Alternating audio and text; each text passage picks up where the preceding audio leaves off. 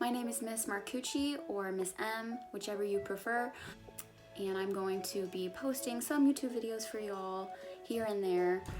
And today we're actually going to be doing a coffee tutorial, really short and sweet, but let's get to it and I'll show you how it's all done.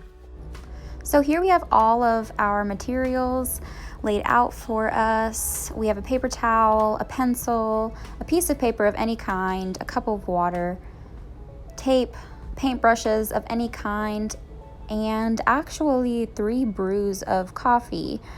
The first one is just regular coffee, like morning coffee. I tried to make these last 2 darker colors with a stove.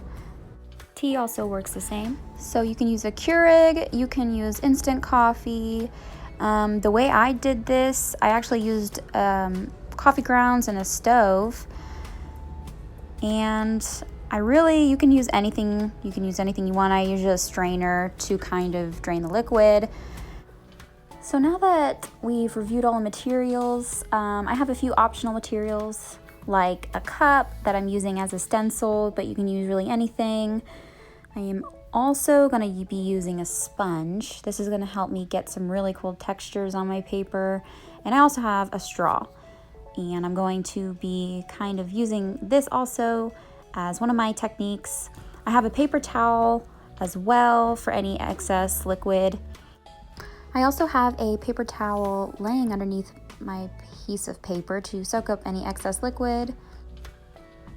So now I'm going to be taking a sponge. I'm going to be using the corners of the sponge and I'm going to dip it into my medium concentrated coffee, and I'm going to dab it onto the paper towel just to get any excess liquid off, and I'm going to just kind of go for it.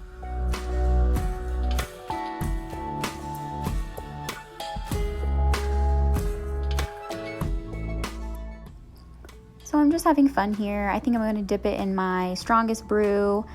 Again, dipping it on and go one more time.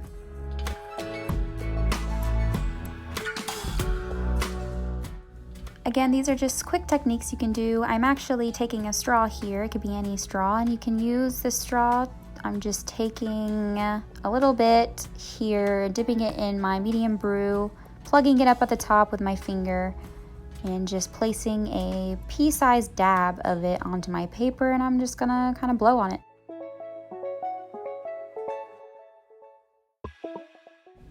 All right, so now the real magic is going to happen. I'm going to tape down the corners of my paper onto my paper towel just so it kind of stays in place. And I'm going to take my stencil and just draw a light circle around it, kind of as a basis for my drawing. Draw light until it's right. So I'm actually going to be taking a flat angled brush and I'm going to dip it into my medium strength brew of coffee. I've already put a layer down of coffee, but I'm just putting a second layer of coffee down with the medium strength. I can still see a light shading of my circle. I'm actually going to be filling in my circle with a different brush, a thinner brush, and I'm just kind of darkening this so I can still see the circle after going over with one more layer. Instead, I'm going to be doing it around the circle because the circle is actually going to be a moon for my drawing. So to achieve this moon effect, I'm going to be using the corner of a sponge and just kind of dabbing it all over the circle. Now I'm taking a very small thin brush and I'm going to outline where a tree is going to be, and it's going to go on the right side of my moon, I think.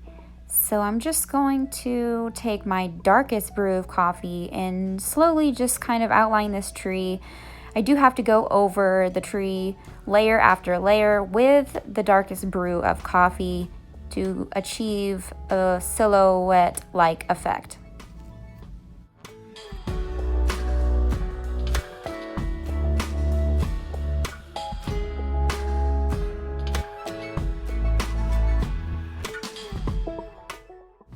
So now I think I'm going to lightly draw in a little bird on this branch in my silhouette moonscape. And I'm going to be using my small thin brush again in my darkest brew of coffee, and I'm going to be filling in the bird layer after layer. Again, it's going to take some time, but just be patient to achieve those very dark colors.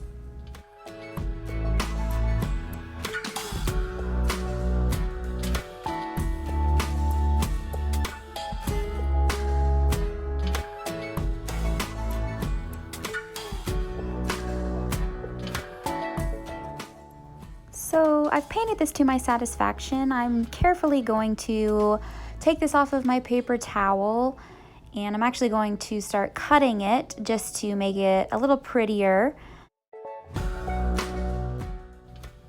Okay, so here's my final product with my silhouette of a bird in my moonscape. So 3 things to remember while doing this. You need adult supervision while making your coffee. You definitely want different brews and strengths of coffee to kind of experiment with the layers.